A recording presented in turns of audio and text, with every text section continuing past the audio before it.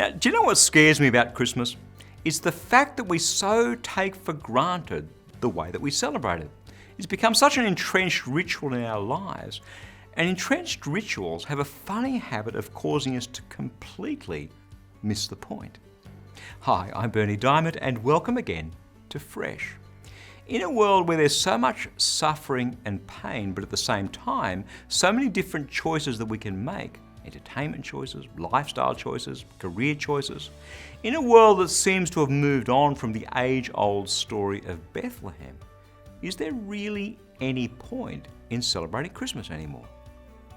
It seems sometimes walking through the shopping malls in the lead up to Christmas that it's all about ritzy displays selling us stuff that we really don't need. Cutesy carols being piped through the sound systems with the lyrics conveniently removed and all that razzamatazz. I remember one Christmas years ago now when I was suffering a lot. I was in agony and basically not functioning all that well. And you know, all this happy clappy stuff that makes up Christmas for me back then made things so much worse. Stand back and look at what Christmas has become, even in our own lives, and you realize that it's such a long way away from that very first Christmas when Mary suffered. I mean, imagine riding 2 weeks on a donkey, if indeed there was a donkey, when you're full term just to give birth in some smelly stable.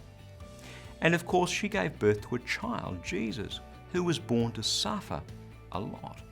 Hebrews chapter 5, verse 8, Jesus was the Son of God, but he still suffered. And through his sufferings, he learned to obey whatever God says.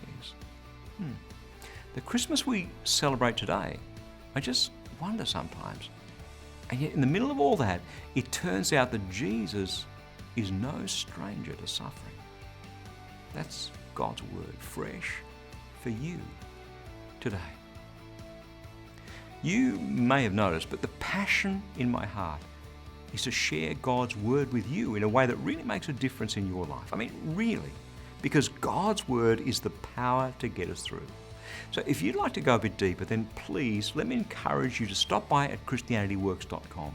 And right there on the homepage, you'll see This Week on TV. You can watch this week's half-hour television message for some more in-depth teaching straight out of God's word. Again, that's ChristianityWorks.com.